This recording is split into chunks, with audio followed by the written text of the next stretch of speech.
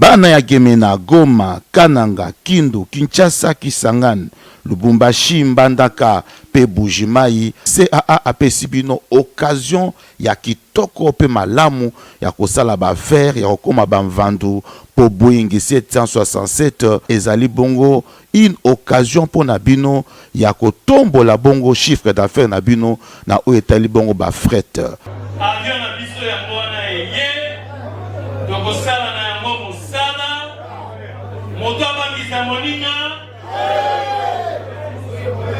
moto akabela moninga ezali te soki napesi yo biloko lobi koya lisusu awa te. Avion na bino yango wana ye tosala mosala lutu tokomema kopo tokomema sani tokomema ba plastique tokomema friperi tokomema ba moto tokomema mituka tokomema ebongo na nzela ya kananga bataba ya bomoi tokomema kumba pe tokomema.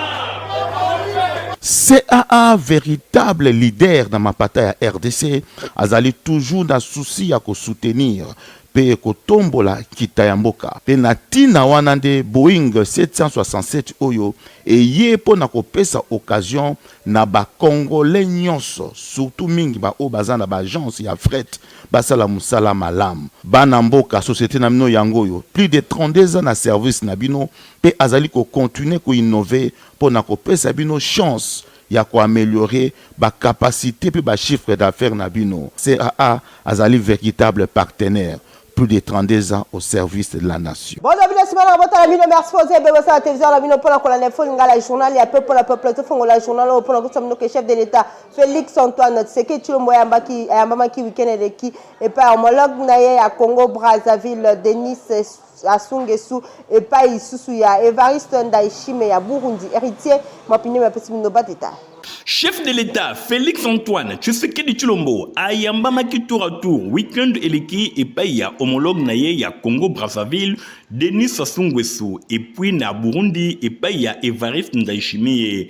Et pas ya homologue naye ya Congo Brazzaville, babeta ki masolo oyo etali d'intérêt commun mingi likambo etali économie, climat et situation sécuritaire na sous-région, mingi penza na est ya RDC. Pour na sujet et instabilité na sous-région, chef de l'État oyo ya Congo Brazzaville akumisaki ba effort ya médiation ya moninga na ye angolais Joao Lourenço. Boye alobi eko trouver ici moko favorable na makambo etali sécurité na est ya République démocratique du Congo. Pour na oyo etali question batunaki na projet commun entre RDC na Congo Brazzaville, président Félix Antoine Tshisekedi Tshilombo akumisaki évolution ya kitoko ya ba étude ya faisabilité ya projet pont route rail pour na fleuve Congo. Ezali projet moko oyo ezana litomba pour na ba relation entre bamboka mibale pe lisusu pour l'intégration régionale pe africaine. Président Sassou Nguesso na ngambo na ye azongela ki prise en compte ya ba richesse naturelle na calcul ya produit intérieur brut ya ba mboka oyo ezwami na Afrique. Alobi tobanzi ke ba PIB ya ba État nyonso ezali considéré na juste valeur pe ezana valeur moko substantielle yango ezali kopesa ba capacité na ba mboka pona ko defa pe komema na ba institution mosusu ba contribution na bango pona développement. Na ngambu ya Burundi, chef de l'État Félix Antoine Tshisekedi Tshilombo ayambamaki dimanche 22 décembre et pa ya homologue na ye Evariste Ndayishimiye na cadre ya visite ya amitié bamboka nyonso mibale bazali bongo na ba échange bango basololaki près de 2 heures. Pour na makambo etali ba question ya coopération bilatérale pe ya sécurité. Visite ya chef de l'État Félix Antoine Tshisekedi Tshilombo na capitale burundaise ezali bongo na cadre ya ba effort diplomatique oyo ezali kosalima entre chefs de l'État pour na kotombo la développement et stabilité na région ya Grand Lac. Ba président Tshisekedi elongo na Ndayishimiye bango bazana ba relation moko ya kitoko pe ba relation ya kitoko eza entre Bujumbura elongo na ville ya Kinshasa. Dernier tête à tête entre ba dirigeants mibale ezalaki bongo le 5 septembre 2024 pour na oyo etali 9e forum ya coopération Chine-Afrique. Tobeta bongo masolo ya Assemblée nationale na Sénat pour la kusomno ke bango basangana ki week-end eleki na congrès pa wapi ba désigner ki Kaindo Nguru Aristide Loko la juge de la Cour constitutionnelle Nadine Nassona a pesimindo ba détail. Na congrès oyo esalemaki le 20 décembre 2024 na salo ya ba congrès ya palais du peuple et pas ya président ya chambre haute ya parlement honorable Jean-Michel Samalukonde Kengere ba de chambre ya parlement ba portaki choix et pas ya professeur Aristide Kaindo pour être à remplacer Cornel Wasenga na cour constitutionnelle congrès oyo ezalaki convoqué pour na kopona nouveau juge oyo ko remplacer juge Cornel Wasenga Senda Songo oyo asilisaki mandat na ye ya 9 ans na cour constitutionnelle depuis mois ya avril 2024 après lecture ya procès verbal oyo etangamaki epa ya rapporteur ya Assemblée nationale honorable Jacques Njoli commission spéciale ya congrès Assemblée nationale Sénat etiamaki en place epa yuapi ezalaki composé na 34 membres kuna tomoni 21 députés pe 13 sénateurs ba suspendaki séance pe ba membre ya commission bazwaki inopona ko travailler pe ko présenter rapport na bango na plénière ya congrès sur 34 membres ya commission 32 ba votaki oui pe de ba s'abstenaki na moi rappel bosimba ki Aristide Kaindo ye azali bongo professeur associé na faculté ya droit ya université libre ya ba pays ya Grand Lac ULPGL na Mokuse kuna na Goma na Nord Kivu pe désignation oyo ekolandama na nomination sur ordonnance présidentielle comme juge ya Cour constitutionnelle. Voici devant vous donc Monsieur Kaindo Nguru Aristide que nous venons de désigner comme nouveau membre de la Cour constitutionnelle. Magambo ya Premier ministre Madame Judith Suminwa Tuluka yuaki akomaki mokolo samedi 21 décembre na cité ya Kamba na province ya Congo central pour la visite ya courtoisie et pas chef spirituel de l'église kimbangiste Simon Kimbangu héritier mapine ma pesino ba détail. Mbala oyo ezalaki bongo malamu Judith Suminwa Tuluka akomaki na cité sainte ya Nkamba 24 heures avant arrivé na ye. Premier ministre Judith Suminwa azelamaki makasi na Nouvelle-Jérusalem.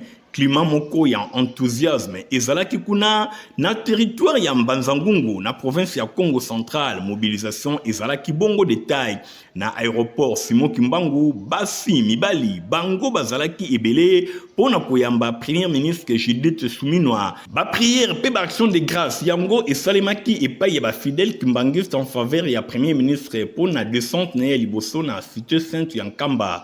Depuis azwaki ba fonction en avril et uti koleka boye azalaki tango nyonso occupé mbalo yonde akendaki na Nkamba na cadre ya rencontre ya courtoisie elongo na divinité Simon Kimbangu Kiangani pe lisusu ezalaki communion fraternelle elongo na ba fidèle kimbangiste pe ba notable nyonso ya parti oyo. Première visite na ye ezali ko marquer moment moko ya malonga pour na premier ministre oyo aekurtaki séjour na ye na province ya Congo central na tango ya visite na ye na Luozi na fin ya août pe début septembre 2024. Na raison ya ba événement oyo ezalaki imprévu lié na évasion ya ba détenu ya prison centrale ya Makala yango et permetaki ete akoba itinérance na ye tina cité ya Nkamba ndenge ezalaki prévu. Bosimba ke visite ya chef ya gouvernement na Nkamba ezwa mi lokola signe moko ya renforcement ya ba lien entre gouvernement ya République démocratique du Congo et longona église kimbangiste oyo azali ko jouer rôle moko ya malonga na vie religieuse pe sociale ya mboka. Sur place, kuna na cité ya Kamba, Premier ministre Madame Judith Suminwa Tuluka a participé à la culte dominicale mokola dimanche 22 décembre puis a visité qui cité à Kamba avant à regagner ville ya Kinshasa. Héritier Mapinem une fois de plus reportage. Dimanche 22 décembre 2024, Premier ministre Judith Suminwa a marqué ba empreinte na ye na culte dominical ya ba kimbangiste oyo ezali kolakisa conclusion ya visite na ye na Nouvelle-Jérusalem avant azonga na ville ya Kinshasa. Ezalaki bongo na présence ya célébration oyo ezalaki touché na ba fidèle nyonso oyo ba surnomaki ye Mama Mwilu na hommage ya engagement pour na émancipation tobo tomboli bandeko basi na gouvernance ya mboka. Ba fidèle kimbangiste bazalaki vraiment ebele ba utaki na ba bango nyonso po na koya kotala chef ya gouvernement. Cérémonie oyo ekonnaîtra ki participation ya ba autorité politico-administrative lokola, vice-gouverneur ya province, président ya assemblée provinciale, pe ba député nationaux elongo na ba député provinciaux. Na mate ya mokuse na livre ya Isaïe, boye sa divinité Simon Kimbangu Kiangani encouragea ki ba fidèle nyonso ba maintenir confiance na bango epai ya Nzambe pe na ba défi nyonso. Asengaki na ba congolais ba yeba na kolamuka ba s'investir na développement ya mboka na bango. Na tour na chef ya gouvernement arandaki hommage epai ya président Félix Antoine Tshisekedi Tshilombo pour na confiance oyo apesi pe atalisaki gratitude na ye epai ya sa divinité Simon Kimbangu Kiangani pe na ba fidèle nyonso lolenge bayambaki ye. Bosimbake azali engagé pour na bien-être ya ba congolais. Premier ministre alansaki appel moko pour na moto nyonso abondela pour na partie est ya République démocratique du Congo. Alobi awa na terre sainte ezali occasion pour na kokumisa Nzambe pour na vie na ye. Alobi honneur ya kobeta masolo elongo na communauté munene oyo mboka na biso eza na yango.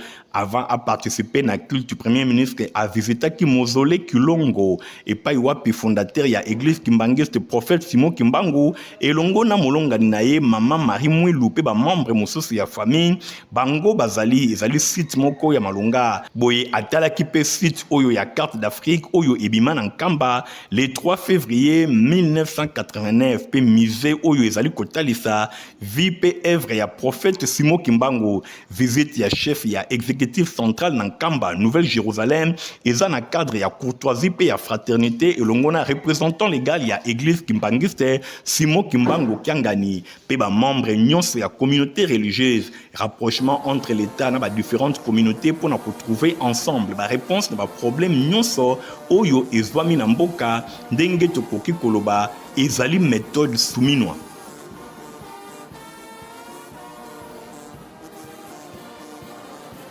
Na masonso ke parti politique Union Congolaise ya autorité morale professeur Daniel Mukoko Samba bazalaki na matinée politique ya kafu weekend eleki kuna na salle Naomi na commune ya Mongafula. Fabrice Lundombi bazalaki na compte Fulingala.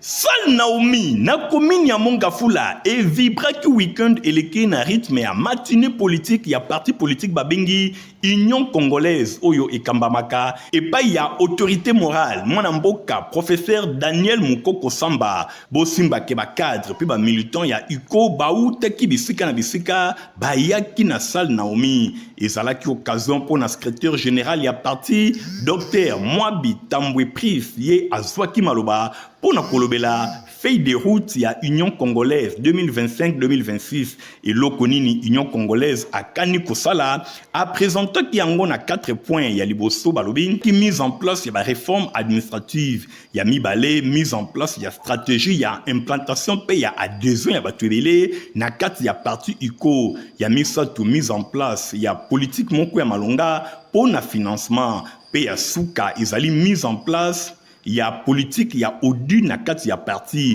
nyonso eleka ki vraiment kitoko nasima professeur Daniel Mukoko Samba autorité morale ya parti vice premier ministre ya économie ye azwaki maloba pona kolobela politique actuelle ya mboka na biso depuis ye asimbi économie ya mboka bilembo yango wana ezali komonana a maîtriser inflation pe makambo nyonso ezali kotambola na ndenge ya kitoko nyonso wana ezali lokumu ya bana ya parti politique Union Congolaise boye ezalaki moment moko ya malonga vraiment ba membre pe ba militant nyonso ya UCO ba sepelaki na ndenge ya makasi tomonaki présence remarquée na milulu oyo ya Bredge Engali Obama Mfiri oyo azali bongo grand leader d'opinion na ville ya Kinshasa yepe na ngambu na ye a mobilisaki bato na ndenge ya kosakana te bautaki bisika na bisika bayaki ko assister na matinée politique oyo surtout ba membre ya fondation na ye Bredge Engali Obama oyo batondisami na ville ya Kinshasa ezalaki pe moment pour na secrétaire général apesa ba diplôme de mérite et pa ya bato nyonso ba markaki parti politique UCO na ba action ya minene na 2024 boye kati na bango tomonaki pe Bredge Engali Obama yepe azwaki diplôme de mérite na misala kitoko pe ya malonga oyo ye asali surtout activité ya kafu oyo asalaka mikolo eleki na mois d'octobre na commune ya Maluku et impressionnaki bato na ndenge ya kosakana te. Clinton Banana oyo azali directeur ya cabinet ya autorité morale puis ministre ya économie Daniel Mukoko Samba yepe azwaki diplôme de mérite. Bato bazalaki wana basepelaki makasi komona ke parti politique iko abosanité bazali kosala misala ya malonga kati na bango Bridge Engali Firi Obama oyo pe alobaki boye na micro ya Info Lingala. Lelo zalaki mokolo esengo pona parti na biso politique Union Congolaise iko en sigle. Zalaki mokonzi na biso le secrétaire général ayaki po a présenter feuille de route au tokotambo nango na année 2025 na 2026 ezalaki na présence ya autorité morale le professeur Dr Daniel Mukoko Samba mais nazalaki surpris na ituluku ya batu na ituluku ya ba cadre ngai nazala moto ya yambo o ba pesinga brevet ya mérite yango nazana esengo makasi na acte oyo irachi ya parti basali vis-à-vis na ngai et pesinga sous courage ya kosala musala malamu pe na ko continuer lisusu ko pesa de meilleurs de moi na 2025 pour iko et kende toujours liboso tozana besoin ya kotombola lisusu parti na biso et mata pe ya kotombola lisusu kombo ya autorité morale le professeur Dr Mukoko Samba o bazo benga mikolo l'homme du moment moto asali ke carburé kitanamboka moto asali ke biloko ya kolie kitanamboka misala malamu ezanga kate kobota mbuma Bridge Engali Obama koba seboyi misala ozali kosala iko azali komona mobilisation ezali domaine na yo. Mwana mboka Rick Masamba Mazola, acteur politique, a d'accord pour le changement de la constitution. Ça liste ya article oyo ba koki ko changer yango pour la République démocratique du Congo et vivre le développement na yango. Stéphane Skande, Nadine Assona, ba détail. Mwana mboka Eric Masamba Mazola alobi boye constitution ya RDC ezali ko mériter changement pamba te pona ye bana ya Congo et si bazu maturité ya makasi pe bazali déjà capable ya kokumbela masolo ya état na bango. Eric Masamba Mazola a proposé 7 ans pour la président de la République pe azala secondé et pas ya 3 topé 4 vice-présidents oyo bakobima na 4 régions linguistiques différents. Parlement national ya monocaméral, c'est-à-dire Sénat et Koufa, Assemblée nationale éthique à la moko, ba siège ezala équitablement représentatif en raison il y a 25% par région linguistique. Yoka, président Peba députés nationaux, bazala eli na suffrage indirect, na ba eli direct, ya base oyo bazali ba grand électeur. Loko la justice ezali fondation ya nation, acteur politique Eric Masamba Mazola a lobby boye. Acte nyonso ya corruption, ya compromission, oyo ekozala komi et pas ya membre ya corps étatique et sengeli ezala poursuivi. Pona likambo ya nationalité, Eric Masamba Mazola a lobby boye. Kozala congolais ezali likambo ya makila ya clan pe ethnie congolais a koki ko perdre nationalité na ye d'origine te. Et bongo pour la fiscalité, Eric Masamba azali ko proposer instauration ya impôt global unique, tope moko kaka pe ponato unique, dérogation moko constitutionnelle. Pour na ba recette, il y a ba activité annuelle, il y a moins de $500,000, peto ezala fixé, na plage il y a 1 à 8%, na banvula na cas par cas. Lokola azali 100% congolais, de père et de mère, Eric Masamba alobike, ba richesse ya sol, pe sous-sol ezala interdit na exportation brute. Thème éducatif ezala applicable na des standards, moko selon ba exigence internationale. Pe misusu selon ba exigence locale pour na coproduire, co-transformer, pe co-consommer ba besoin élémentaire. Pour comprendre que na RDC bana ya Congo bakoli pe bakomi capable ya co-conduire état na bango. Changement ya constitution ezali soutien ya makasi pour na développement ya Congo na lettre K et lobby acteur politique Eric Masamba Mazola.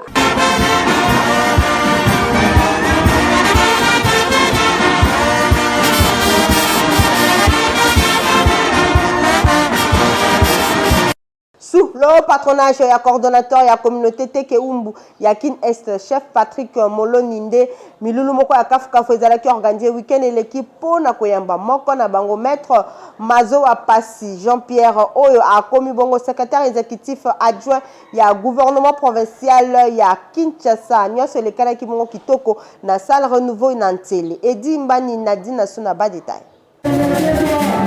Sous le haut patronage, il y a coordonnateur, il y a communauté Teke Umbu Kin Est, chef Patrick Moloni, débat organisé qui m'a bangé na réception, pe présentation, il y a Banana Bango, Oyo Bazale qui élevé na rang, il y a fonction, il y a secrétaire général, il y a Sénat, Jean Moukwala Bateke, Oyo Azala qui empêché, pe secrétaire exécutif adjoint, il y a gouvernement provincial, Oyo Ekambamaka, et pas il y a Daniel Bumba, pe Lissousou Azali, secrétaire général, il y a communauté Teke Umbu, Jean-Pierre Passi Mazoa, Baki Selaka et les cerveaux d'État, cérémonie Oyo et Salemaki, na commune Yansele, na salle renouveau, Oyo et Sangiseki, ba originaire nyonso ya Kinshasa, Oyo Bayaki, Kosepela, Naba Oyo ya Bango. Après présentation, ya maître Passi Mazoa, Yemoko Azwaki Maloba, Kuna a remercié qui chef Patrick Moloni, pour la récite ya cérémonie Oyo a salaki pour na honneur na bango. Bokasi ya chef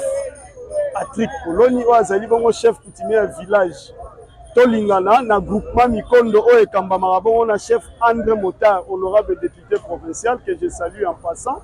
Asangisaki biso awa na Changu pour na ko célébrer dénomination na o na uti ko ebisa biso et communauté Teke Umbu profiter ipe na occasion wana pona ko senga na ba autochtone nyonso la ville province ya Kinshasa bakoka kozala sima ya mokonzi ya mboka son excellence Félix Antoine Tshilombo na gouverneur ya ville ya Kinshasa ko soutenir vision na ye. Parmi ba invités de marque pe ba cadre ya communauté Teke Umbu to mona kibongo présence ya ba honorable Léonard Motangalema na Richard Mona Oyo balobi boye. Présence na biso mibale awa ezali preuve que ateke na ba Umbu tozali mutu moko parcelle originaire ya ville de Kinshasa. Nous allons remercier le chef de l'État pour l'ordonnance à Zouaki. Nous allons remercier le gouverneur de la ville, Daniel Bomba. Ville province de Kinshasa, ils ont un statut mibele. Conformément à la position de Bissau. Ils allaient province, ils allaient ville. Province, ils allaient pour Nabiso Teke Umbu. Yemoko préparant ya événement Patrick Moloni à Bakisa Kiboye. Ils ont kolingana.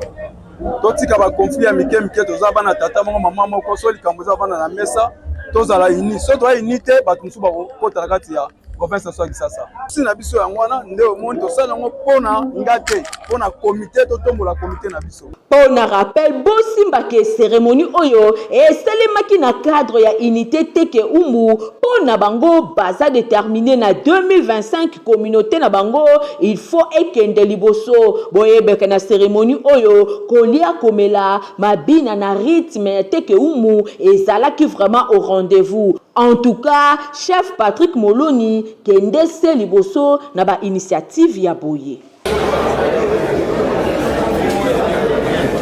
Poto ya malonga pour la bala na bineza protiva pipo mukolo koko mela yango pisaka santé ya kitoko.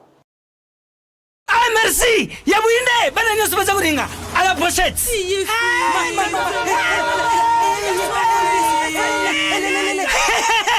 Vous allez quoi demain? Protivap et tonne la protéine et énergie.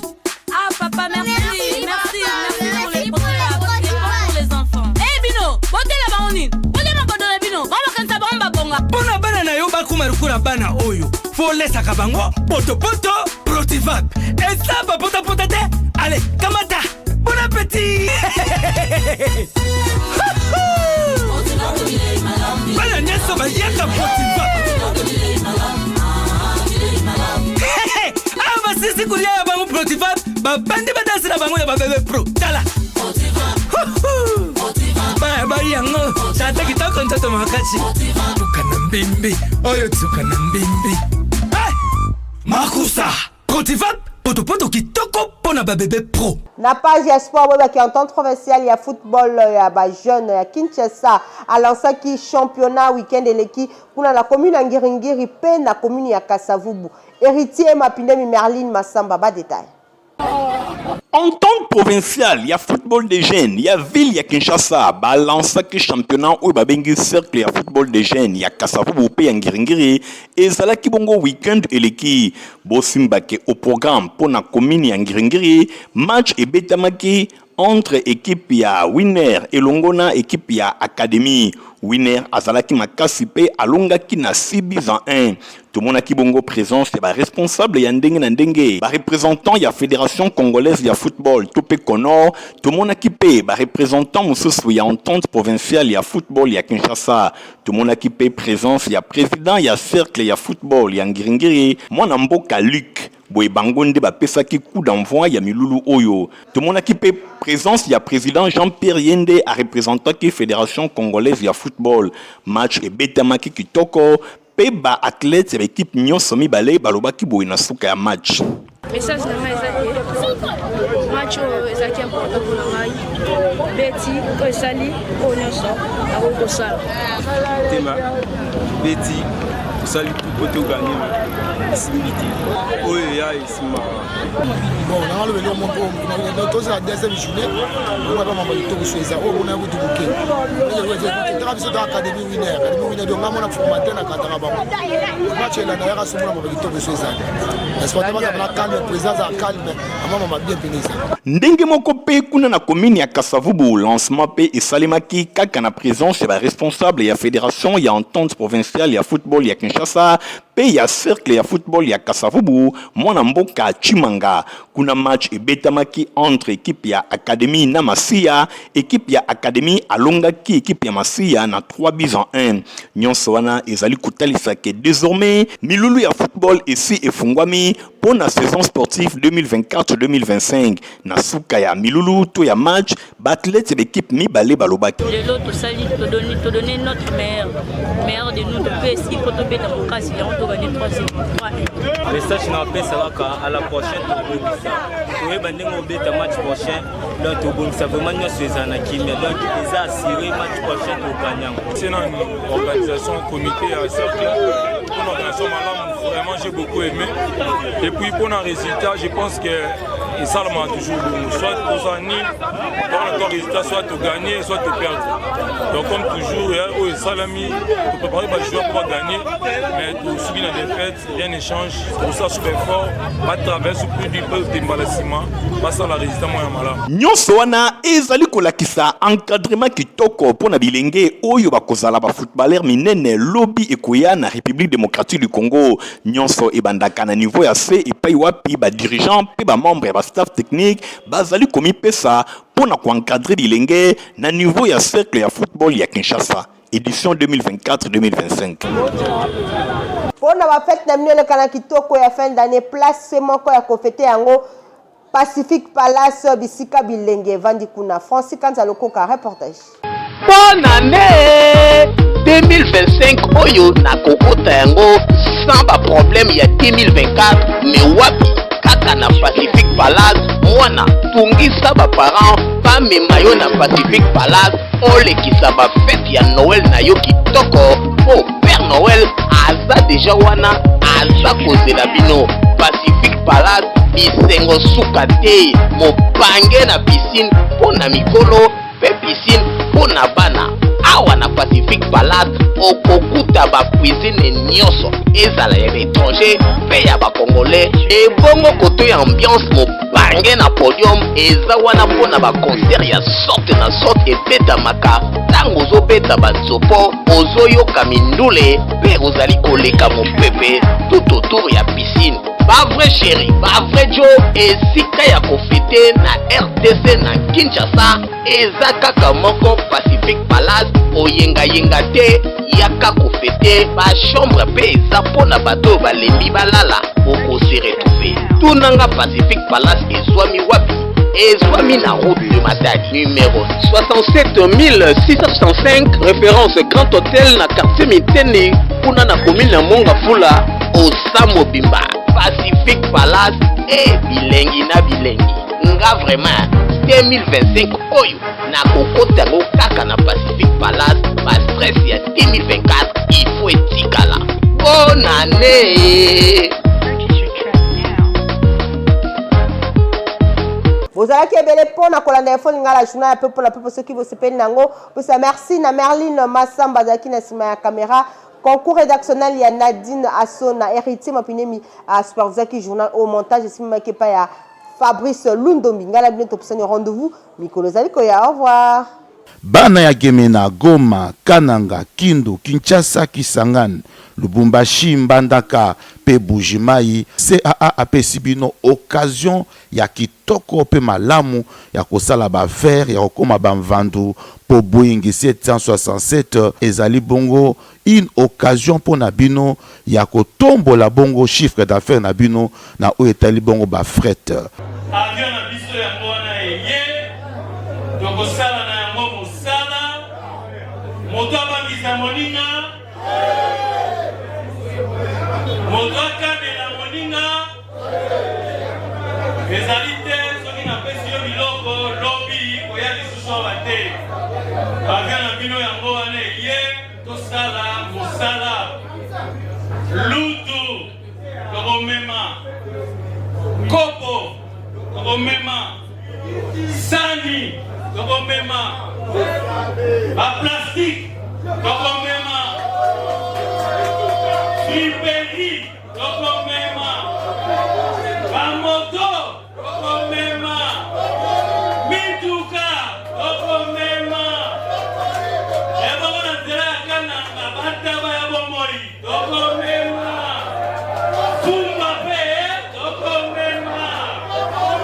CAA, véritable leader dans ma bataille à RDC, azali toujours dans souci à soutenir pe kotombola kitayamboka pe natina wanande Boeing 767 oyo et ye po na kopesa occasion na ba congolais nyonso surtout mingi ba o bazana ba agence ya fret basala musala malam bana mboka société na mino yangoyo plus de 32 ans na service na bino pe azali ko continuer ko innover po na kopesa bino chance ya ko améliorer ba capacité pe ba chiffre d'affaires na bino. CAA azali véritable partenaire plus de 32 ans au service de la nation.